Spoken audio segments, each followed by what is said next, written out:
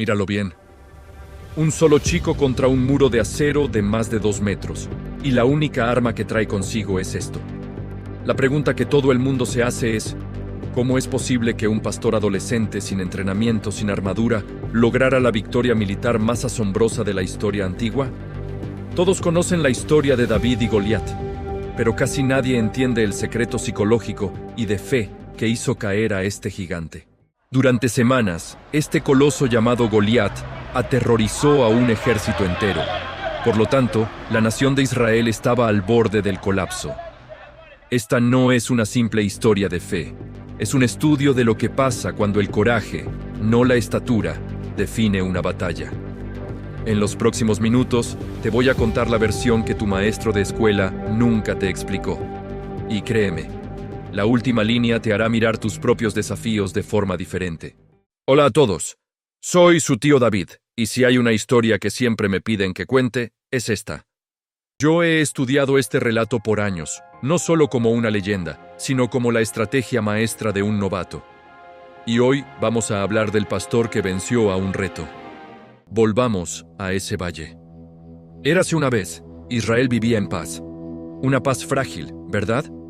Porque en el horizonte siempre había una sombra, y esta vez esa sombra traía la guerra. Los feroces filisteos estaban atacando. Esto pasó. Los filisteos invadieron, pero entonces ocurrió algo que paralizó a todo el ejército del rey Saúl. El conflicto ya no era solo entre dos ejércitos, era un duelo personal, y el destino de toda una nación estaba en juego.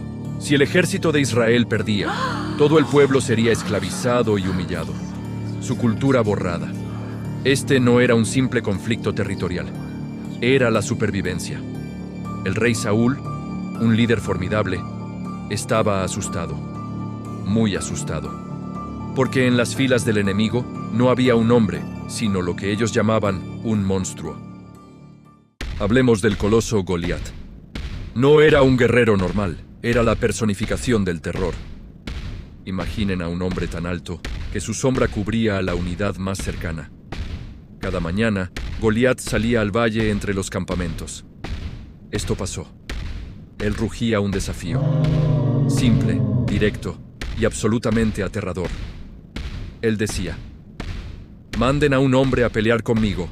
Si él me derrota, seremos sus esclavos. Pero si caen, ustedes se arrodillarán ante nosotros. ¿Lo ven?».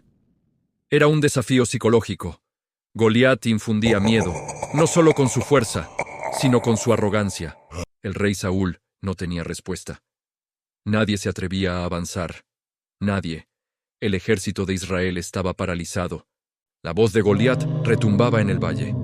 «Cobardes, ¿quién de ustedes quiere morir primero?». Por lo tanto, la única opción de Saúl era una retirada vergonzosa, a menos que un milagro, o un tonto, apareciera. El contraste no podría ser más violento. Mientras el ejército de Saúl temblaba, a kilómetros de distancia, un joven llamado David, el menor de 8 hermanos, estaba haciendo lo que mejor sabía hacer: pastorear ovejas. David quería estar en la batalla, quería demostrar su valía. Pero su padre, Isaí, lo consideraba demasiado joven, demasiado ingenuo. Por lo tanto, David se quedó en casa, cumpliendo su deber. Aquí está el ángulo único. La gente cree que David era solo un niño afortunado.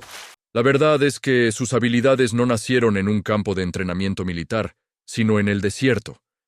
¿Qué pasa cuando te enfrentas a un león o a un oso que intenta robar tus ovejas? Esto pasó. Un león atacó. Pero entonces David lo persiguió y lo derribó. Un oso vino. Por lo tanto, David lo ahuyentó. Su fe y su coraje no eran teoría, eran la práctica diaria de proteger lo que amaba. Esa experiencia, la de un protector feroz, sería clave. La oportunidad de David de ver la guerra no vino con una espada, sino con una canasta de pan y queso. Su padre Isaí le dice: «Lleva esta comida a tus hermanos». ¡Qué ironía! Iba a alimentar a los que deberían estar luchando. Esto pasó. David llegó al campamento, pero el miedo que encontró era tangible, una niebla densa y pesada. Y luego escucha ese rugido, el rugido de Goliat y el miedo de sus hermanos.